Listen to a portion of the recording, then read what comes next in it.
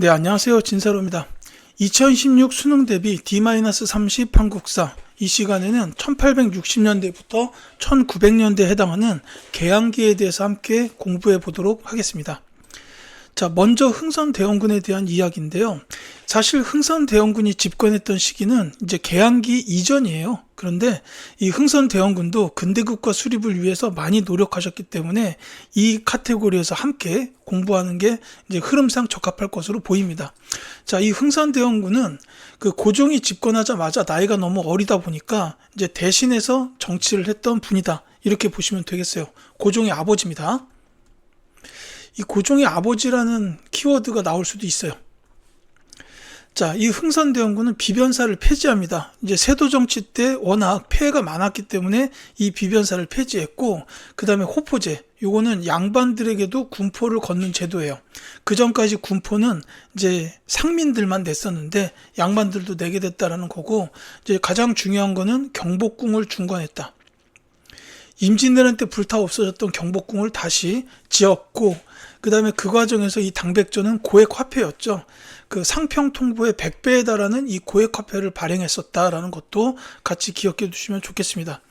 그 다음에 이제 이 시기에는 서양에서 이제 통상 요구가 많았어요. 근데 그 통상 요구를 거부하는 그 과정들이 시험에 간혹 출제가 됩니다. 이제 프랑스랑 관련된 거는 이제 병인 박해랑 병인 양요가 있는데, 이게 순서가 병인 박해가 먼저 일어났고, 그 다음에 이 뒤에 제너럴 셔머노 사건 있죠. 제너럴 셔머노 사건. 그 다음에가 병인 양요. 이게 전부 같은 해 1866년에 있었습니다.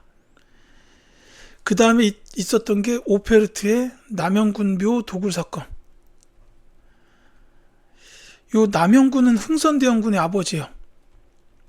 도굴 시도했죠. 도굴 못했습니다. 워낙 단단하게 지어져서. 그리고 그 뒤에 이제 신미양요가 나오고, 이 신미양요는 이제 이 제너럴 셔머노 사건 때 이 미국 상선 제너럴 셔머노가 침몰되면서 선원들이 전부 죽으니까 이거를 빌미로 잡아서 미국이 강화도로 침략을 해온 거예요. 그래서 이제 이거 막아내고 척하비를 건립했다. 이제 이 척하비는 그 서양과 수교하자고 이야기하는 사람들은 매국노다라는 그런 의지를 담은 비석이라고 보면 되겠습니다. 이때 이제 프랑스, 미국이 강화도로 쳐들어오면서 이제 그걸 막아내면서 서양과는 상종하면 안 된다. 뭐 이렇게 나왔다는 거죠. 그리고 이제 또 한 가지로 요 병인 양요 때 특히 그 외교장각, 의궤나 도서, 강화도에 이제 주요 서적들을 보관하는 외교장각이 있었는데, 이 외교장각 도서를 프랑스에 약탈을 해갔어요. 요게 간혹 출제되는 경우도 있다라는 겁니다. 프랑스와 미국의 통상 요구, 쳐들어온 거를 막아내고 통상 수교를 거부했었다라는 거예요.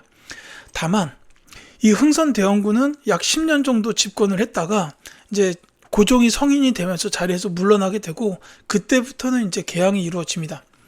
이제 처음 개항됐던 게 강화도 조약이에요. 요거를 조일수 조규라고도 부르는데, 요거 계기가 된 게 운요 사건입니다. 요것도 일본이 강화도를 침략한 거예요.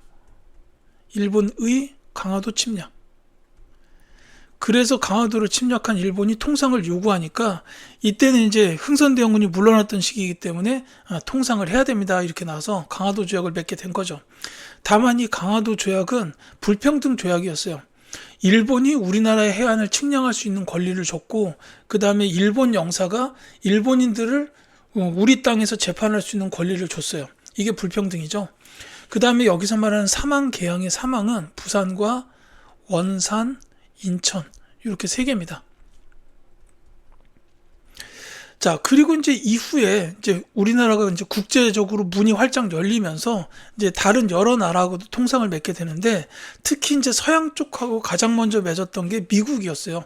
그래서 그 조약이 조미 수호 통상 조약입니다. 미국이죠. 근데 이제 이 배경으로는 조선 책략이라는 책자가 유포됐다라는 게 있어요. 이게 배경입니다. 미국과 조약을 맺어야 그 러시아의 남하를 막을 수 있다라는 게 조선 책략에 기록된 내용이었고, 이 내용 때문에 이제 조미수 통상 조약을 맺었다라고 보시면 되겠어요. 청나라가 알선을 했습니다. 그리고 여긴 특징적인 게 최국 대우가 포함되어 있었다라는 거예요. 이제 가장 혜택이 큰 나라에 대한 대우, 그러니까 다른 나라에 어떤 대접을 해줬으면 미국에게 그에 상응하는 조치를 해야 된다라는 게 최애국 대우인데, 이게 들어갔다라는 건 중요하기 때문에 꼭 기억해 주시기 바라겠습니다. 그리고 이제 비슷한 시기에 임오군란이 일어났어요. 구식군인들을 차별을 했습니다. 월급도 안 주고 막 이렇게 차별을 하다 보니까 이 구식군인들이 임오군란을 일으켰는데, 이걸 청나라가 진압을 해요. 청나라 군대가 진압을 했다라는 거 기억해 두시고, 이제 임오군란의 영향으로 제물포 조약이 체결됐는데, 이 제물포 조약은 일본하고 맺었습니다. 일본 공사관에 일본군 주둔을 허용한 거예요. 왜냐면 이때 일본 공사관이 습격을 받아가지고 그 당시에 뭐 일본군 교관이 죽기도 하고 이런 일이 있었는데, 그것 때문에 이제 일본이 요구를 한 거죠. 이제 너네 못 믿겠으니까 우리 군대가 여기 지키겠다, 뭐 이렇게 한 게 제물포 조약이었습니다. 기억하시고, 그로부터 2년 후에 이제 급진 개화파 세력들이 갑신정변을 일으켰어요. 우리도 빨리빨리 개화하자라고 그런 의지를 담아서 정변을 일으켰는데, 이 갑신정변도 청나라 군대가 진압을 합니다. 그래서 이때 이제 한성조약을 맺었어요. 이거 이제 일본하고 맺었는데, 이거 배상금 지불한 거고, 요 텐진조약은 그닥 중요하진 않지만 청나라랑 일본이 맺었어요. 야, 우리 둘 다 조선에서 군대 빼자라고 맺은 조약이 텐진조약이다, 이렇게 보시면 되겠습니다. 근데 이 갑신정변에 대해서는 특히 우정총국 개국 축하연, 지금의 우체국인데, 이 우정총국이 이제 오픈을 하는 그 자리에서 정변이 일어난 거예요. 그랬다가 이제 3일 만에 청나라가 진압하면서 정변은 실패했고 한성조약 맺게 됐다. 이 정도 기억하시면 되겠습니다. 이 한성조약은 갑신정변의 영향으로 꼭 기억해 두셨으면 해요. 그리고 이제 이 시기에는 이렇게 급진적으로 개화가 일어나고 있었는데, 그거에 반대하는 운동들도 있었어요. 그거를 위정척사 운동이라고 보통 부르는데, 이제 성리학적인 여러 가지 근거를 들어가면서 이제 개항이나 통상수교를 지속적으로 반대를 한 겁니다. 근데 이들은, 이 운동을 벌였던 분들은 정치적으로는 비주류 세력이었기 때문에 이분들의 의견이 받아들여지지 않습니다. 그러다 보니까 이제 나중에는 의병 활동까지 하게 돼요. 저 일본이 우리나라를 식민지로 만들 것이다, 그렇기 때문에 개항하면 안 된다, 수교하지 마라, 막 이랬는데, 계속해서 이제 정치 세력들이 개항하고 수교하고 이랬죠. 그러니까 이 위정척사 운동을 벌였던 분들이 나중에 가서는 의병 활동까지 이렇게 나아가게 됐다라는 거 기억해 주시면 좋겠습니다. 자, 그 다음에 이제 1890년대로 넘어오게 되면은 본격적으로 근대국가 수립을 위한 노력이 더 진행이 돼요. 이제 먼저 동학농민운동이 있습니다. 이제 전주 정읍 인근 지역부터 시작됐던 이 동학 농민군들의 이 투쟁이 이제 점점 커지면서 이제 그 전주성까지 점령하게 돼요. 전주성 점령. 이제 그렇게 되니까 정부에서는 이제 그 전주에 가가지고 이 농민군들하고 화합을 하게 돼요. 그게 전주 화약입니다. 그래서 이 전주 화약을 맺은 다음에 농민들이 했던 게 뭐냐면, 요 집강소, 요 개혁기구를 설치해가지고 여기서부터 이제 잘못된 정치에 대한 개혁을 추진하면서 여러 개혁안들을 올리게 됩니다.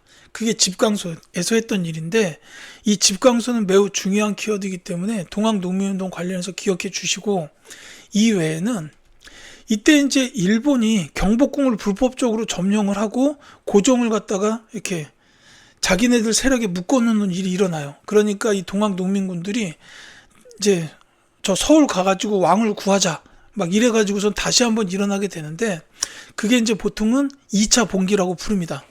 근데 요 관련해서 우금치 전투,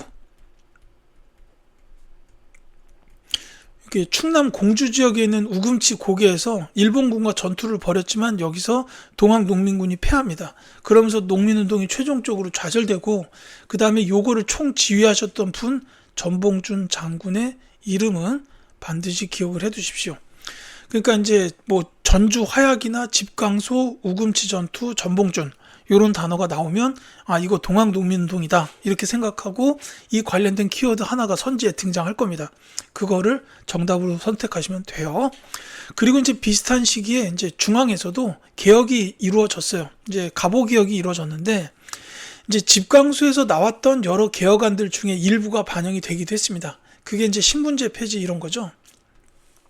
그 전까지만 해도 뭐 양반, 중인, 상민, 천민 이렇게 나눠졌던 신분제가 있었는데 이게 갑오개혁 시기에 공식적으로 폐지가 됐다라는 거고, 그 다음에는 이제 뭐 재판소가 설치됐다. 이제 지금으로 따지면 법원 같은 곳이죠. 그러면서 이제 그 권력의 분화가 시도된 거고, 그 다음에 이제 근대적인 교육제도가 만들어지면서 교육입국 조서가 반포가 됐다. 이거 관련된 걸로 한성사범학교가 설립이 돼요. 이제 근대적인 제도로 교육제도가 바뀌었기 때문에 거기에 맞는 선생님들을 육성할 필요가 있죠. 그래서 먼저 한성사범학교가 세워졌다라는 겁니다. 그리고 이 홍범 14조는 여러 개혁안들을 담아서 고종이 이제 조상들에게 고하는 그 내용이 있었어요. 그리고 이제 그 뒤에 보면은 을미개혁 1년 차이죠. 1년 뒤에 을미개혁이 벌어지는데 요거는 이제 일본 놈들이 그 우리 국모 명성황후를 시해한 다음에, 그 을미사변이죠. 명성황후를 시해한 다음에 이제 고종을 협박해가지고 추진한 개혁이에요. 여기 이제 대표적인 내용이 단발령, 머리 잘라라. 요게 들어가 있었습니다. 물론 이것 때문에 반발이 굉장히 심했어요. 당시에 양반 출신들은 머리 잘라라를 받아들일 수가 없었으니까 이때 이제 의병이 일어났습니다. 이걸 통상 을미의병이라고 불러요. 이제 이런 의병 활동으로 이어졌다. 이거 알아두시면 되겠고, 요 을미개혁 이후에 고종이 어느 날 갑자기 러시아 공사관으로 피신하는 일이 있게 됩니다. 그게 이제 악원파천이죠. 그걸로 이어지게 됐다라는 겁니다. 그건 참고만 하시고, 그래서 이제 요 을미개혁이 이루어지고 고종이 러시아 공사관으로 피신해서 거기서 정치를 했던 시기에 이제 우리나라 최초의 시민단체였던 독립협회가 만들어지게 됩니다. 이 독립협회는 독립문을 건립했다. 이런 것도 간혹 나오고요. 그 다음에 러시아의 저령도 조차 요구 저지가 나왔는데 요거를 하게 된 게 뭐냐면 만민공동회를 열어서, 이게 이제 집회죠. 이 만민공동회에서 러시아가 우리의 이권을 침탈하려고 합니다. 됩니까? 안 됩니까? 안 됩니다. 안 됩니다. 이래가지고 이제 러시아의 저령도, 지금의 부산 영도 지역입니다. 여기를 빌려달라고 했는데 이걸 갖다가 저지했다라는 거죠. 그러니까 이제 러시아의 이권 침탈을 저지하는 성과를 거뒀었다라는 거고, 그 다음에 이제 그 이후에는 관민공동회를 벌여요. 이게 효과가 좋다 보니까 정부 관리들까지 불러가지고 같이 집회에 참여하게 된 겁니다. 그래서 이 관민공동회에서 헌의육조를 결의했고, 또 하나, 이 독립협회에서 가장 어렵게 나온다면은 의회 설립을 추진했다. 이게 나올 수 있어요. 입헌군주제 같은 제도라고 보시면 돼요. 그러니까 의회 설립을 추진하는 이런 일도 있었다라는 것도 독립협회의 성과로 기억해 두시면 되겠습니다. 그리고 이 시기에 이제 조선 국가는 이제 왕국이 아니라 제국으로 한 단계 높아지게 되는데 그게 대한제국이죠. 이 대한제국을 수립하면서부터 이제 대한국 국제가 반포됩니다. 우리는 이제 황제의 나라다. 요거를 반포했다라는 거죠. 그리고 대한제국 수립 이후에 고종의 주도하에 개혁이 이루어지는데 그게 광무개혁입니다. 그러니까 요거는 고종이 주도했던 개혁이에요. 앞서 뭐 갑오개혁, 을미개혁 이런 거는 일본의 입김이 좀 있었는데 이 광무개혁은 고종이 주도해서 벌인 개혁이었다라고 보시면 되겠습니다. 그 광무개혁의 주요 정신이 구본신참인데 요거는 옛 것을 근본으로 하되 새로운 것을 참고한다, 이런 뜻으로 보시면 되겠고, 그 다음에 이제 대표적으로 여기서 일어났던 개혁이 양전사업 및 지계발급이에요. 이 양전사업이라는 게 이제 토지 조사를 말합니다. 그리고 지계가 토지 문서죠. 이제 요런 그 개혁 작업들이 이루어졌었다라는 게 이제 고종이 대한제국을 수립한 이후 벌였던 광무개혁이다라고 보시면 되겠습니다. 자, 근데 이게 이제 1890년대까지 있었던 일인데 1900년대로 넘어가게 되면 이때부터는 일본이 본격적으로 우리 대한제국을 자기네들의 식민지로 만들려고 노력하기 시작합니다. 그러니까 이제 그전에도 노력은 있었는데 이때부터 이제 그 야욕을 본격적으로 드러내는 거죠. 이제 이때 일본은 러시아하고 전쟁을 벌입니다. 러일 전쟁이라고 하죠. 근데 이 러일 전쟁에서 승리를 거둬요. 그러면서 이제 이 한반도에 대한 지배권을 확보를 하게 됩니다.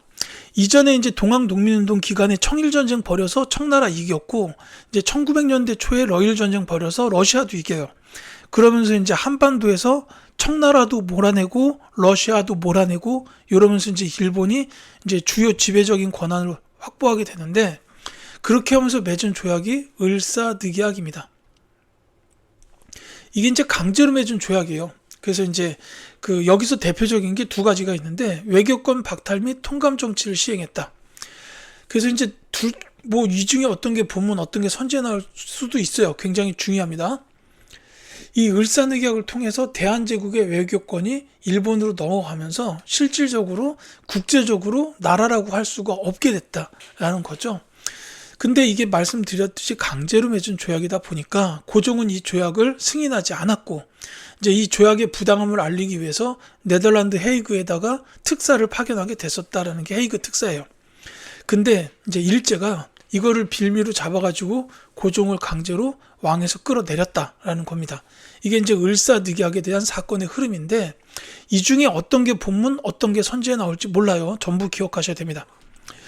자, 그 다음에 의병 활동이 있었어요. 이제 이때부터는 뭐 일본에 반발하는 사람들이 많아지다 보니까 의병 활동도 많아졌죠. 특히 정미 의병은 대한제국의 군대가 1907년에 해산이 돼요. 대한제국 군대까지 해산이 되는데, 그래서 이 해산된 군인들이 대거 의병 활동을 시작합니다. 그걸 정미의병이라고 부르죠. 그래서 이 정미의병이 규모가 굉장히 커져가지고 13도, 지금으로 따지면 경상남도, 경상북도, 전라남도, 전라북도 이런 도 단위의 그 13개 도에서 전부 다 의군이 창설돼요. 창의군이죠. 그래서 이 의병들이 서울 진공작전을 펼쳤다라는 겁니다. 진입해서 공격한다 이 뜻이죠. 그래서 서울에 진입하자 이런 작전을 펼쳤는데, 이게 이제 나중에 보면 국내 진공작전이 따로 있기 때문에 이 서울 진공작전이 정미의병이다라는 거를 꼭 구분해서 기억해 두셨으면 좋겠습니다. 자, 그 다음에 이제 의거 활동도 있었어요. 개별적인 활동이라고 보시면 됩니다. 이 장인환과 전명훈이 미국 샌프란시스코에서 스티븐스를 저격을 해요. 이 스티븐스는 외교 고문이었는데, 이 인간은 전 세계 각지를 돌아다니면서 대한제국은 일본의 식민지가 돼야 한다, 이런 거를 설파하고 다녔던 인간이에요. 그러니까 이 장인환, 전명훈 두 분께서 이 스티븐스가 미국 샌프란시스코에 온다라는 소식을 듣고 가가지고 죽였다라는 거죠. 그 다음에 중요한 분, 안중근 의사, 이토 히로부미를 처단했다. 이 최초의 통감이었습니다. 이 통감을 죽였다라는 거죠. 이토 히로부미 처단 같이 기억해 주시기 바라겠습니다. 자, 그 다음에 이 시기에 활동했던 이제 단체들도 기억해 두시면 좋겠어요. 크게는 두 가지가 있는데, 먼저 보안회. 이 보안회는 일제의 황무지 개강권 요구를 저지했다. 앞서 독립협회의 경우에는 러시아의 저령도 조차 요구를 저지했고, 이 보안회는 일제의 황무지 개강권 요구를 저지했다라는 거죠. 그 다음에 신민회. 이 신민회 같은 경우에는 굉장히 다양한 활동을 했어요. 이제 학교들도 설립했죠. 오산학교, 대성학교 이런 학교들 설립했고, 그 다음에 뭐 태극서관 같은 거 설립해가지고 서점이죠. 계몽 서적들을 보급을 하기도 했는데, 중요한 건 국외 독립운동 기지를 건설을 했어요. 저기 우리나라 압록강 북부 지역, 간도 지역에다가 뭐 신흥 강습소 같은 이런 학교를 세웁니다. 그러니까 어차피 이제 좀 있으면은 일본이 이제 우리를 식민 지배할 것 같다라고 예상을 하고서 이제 계속해서 독립투쟁을 하기 위해서 국외 독립운동 기지를 건설했었다라는 겁니다. 그리고 이제 요 페이지에서 가장 중요한 건 뭐니 해도 국제보상운동이죠. 나랏빚 1,300만 원. 이거를 우리가 갚아야 저 일본으로부터 벗어날 수 있다라고 생각하고 이제 그걸 국민들이 돈을 모은 거예요. 그래서 이제 나랏빚을 갚자라는 운동을 벌였는데, 이 국제보상 운동을 특히 대한매일신보와 같은 언론에서 지원을 했었다라는 건 꼭 기억해 두셔야 됩니다. 이 국제보상 운동과 대한매일신보는 항상 연결돼서 출제가 돼요. 그래서 이제 뭐 재작년까지는 여러 모의고사에서 국제보상운동을 본문에 주고 대한매일신보 등 언론의 지원을 받았다. 이게 선지에 나왔었는데 이제 작년에 2025학년도 수능에서는 대한매일신보가 본문에 나오고 국제보상운동을 지원했다. 이렇게 나오기도 했었습니다. 이제 이런 식으로 국제보상운동과 대한매일신보는 항상 연결된다라는 거 기억해 두시면 되겠어요. 자, 이렇게 해서 이 시간에는 1860년대부터 1900년대 사이의 개항기 근대 국가 수립을 위한 여러 가지의 노력들을 봤습니다. 다음 시간에는 일제강점기로 강의를 이어드리도록 할게요. 감사합니다.